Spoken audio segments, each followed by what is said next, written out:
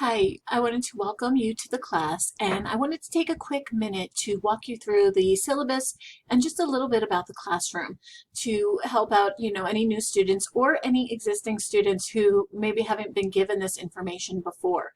So before I go into the syllabus, I first want to point out a few things about the classroom that I think are good to know. So if you want to communicate with one of your teachers, I find the best way to do it is to just do the I am feature right through the classroom. But what you should know is that when we get a message through here, it doesn't tell us what class the student is in. So you just want to say, hi, this is so-and-so from your English 110 I-009 summer 2022 class. Something like that will let us know which class to look at. And then give, specific information. If you have a question about discussion board 1 or assignment 3, something like that, say, specifically what assignment you're referring to and what your question is. The more specific you are, the better. Don't say, can I ask you a question? Just say, this is so-and-so from this class, and I'm wondering about this specific assignment from this week, and I want to know this or that. So if you give us more information, we can give you more information with a little less back and forth, which I think is really just helpful for everyone. The next thing I want to talk about is the library. The library is so wonderful. What you really should think of the library as, it's just not like a research place. In an on-ground school, you would have a number of different locations, a student activity center, a tutoring, all sorts of things, and they would all be in different locations. But here, the library encompasses all of that. So I already have it up. If you go over to the library, yes, you just immediately can start doing your research. But you can also go down, you can talk to the librarian. They are so responsive. They will get back to you. You can text them, you can email them, you can video chat them, you can screen share them. I mean, they are just amazing. There's a writing center to help you with your writing. There's something to help you with your research, tutoring. It's just got tons of resources here that just will be really helpful to you throughout your time at the school. So this is really going to be your first stop for a lot of things. So now let's get straight to the syllabus. If you go to content, that's where you're going to find your syllabus. There are other ways to get to it, but that's a good way. And you go down and you just open the syllabus. Is it going to open it straight here? Yes, it is. So for our class, English 110, pretty much everybody takes this class. It's, your good first level writing class, because college in general has a lot of writing, but your online colleges have a bit more than, an on-ground college, because even your math classes and classes where normally it would be kind of a verbal back and forth is going to be writing for the discussion boards. So starting your time here with a writing class is really the smartest thing that you can do. And students whose first class is this class graduate with a higher GPA and are more likely to finish and graduate. So you've really made the best decision that you can make by starting with this class or taking this class. This is, the description of the class. You can just read through this yourself. We're going to be together for 8 weeks. We have our objectives and what we're going to do. And this is all pretty basic, what you would expect in a 110 type of class. The recommended and optional readings. So there are no textbooks. Everything is just going to be online and easy for you to get to. It has the outline of the different weeks and the different assignments and the readings for each of those assignments. So it's just a really great place to look at and check out what you're going to be doing over the course of the class. So there are 6 weeks of forums, 1 informative speech, 2 essays, and 1 annotated bibliography, and 3 quizzes. So I have my own YouTube channel, and I will send out an email with that.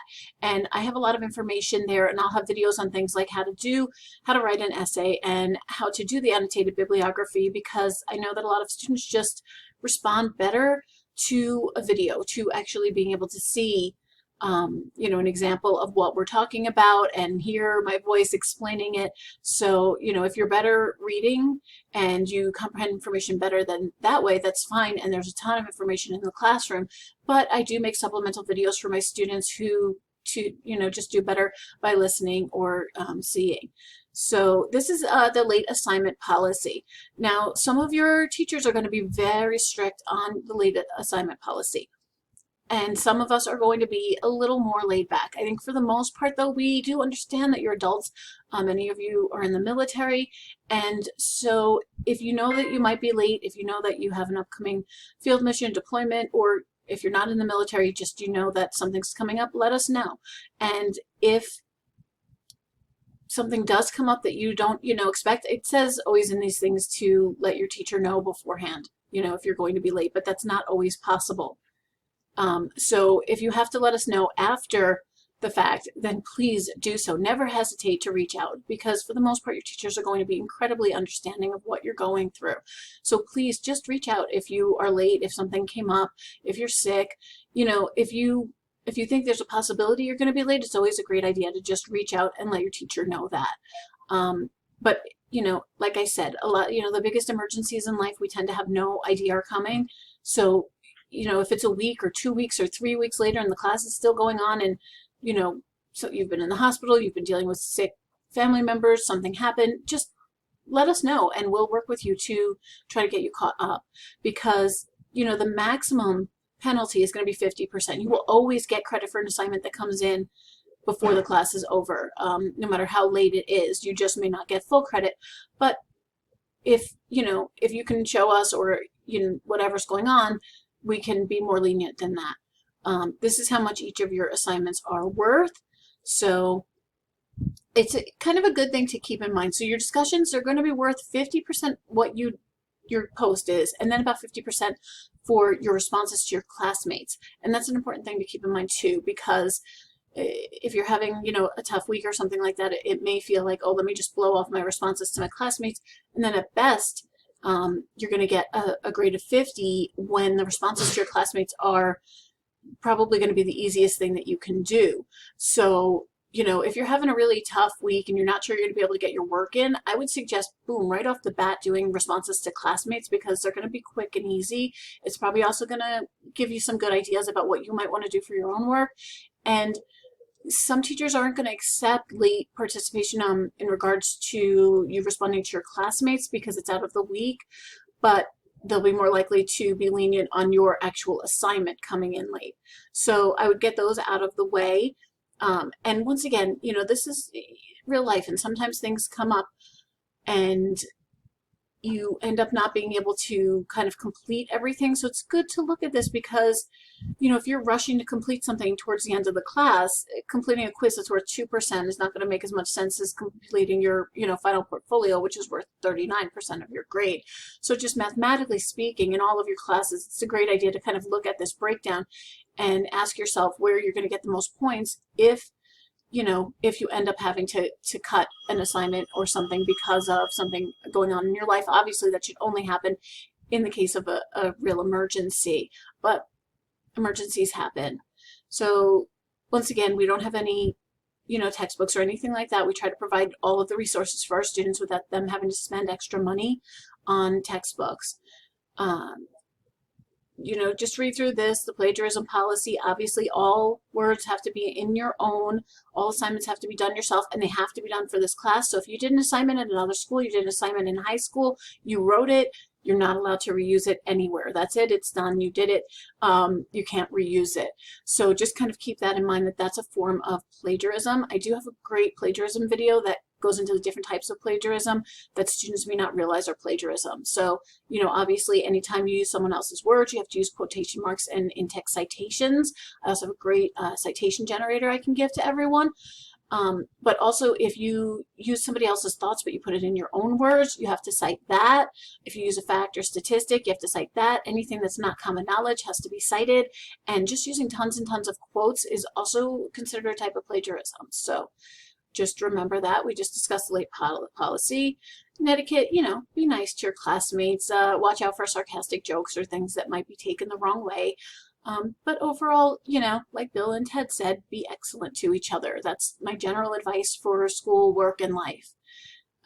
Let's see, do we have anything else?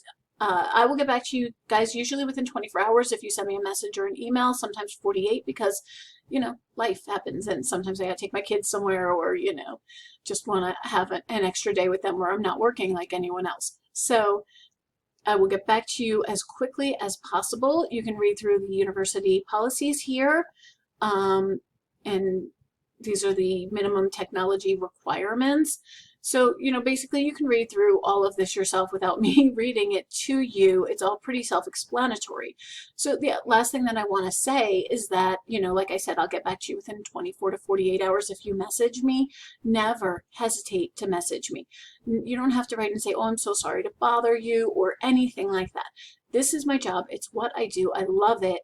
I really, whenever anyone asks me about what I do and what my job is, I say that there's no job in the entire world I would rather have than mine.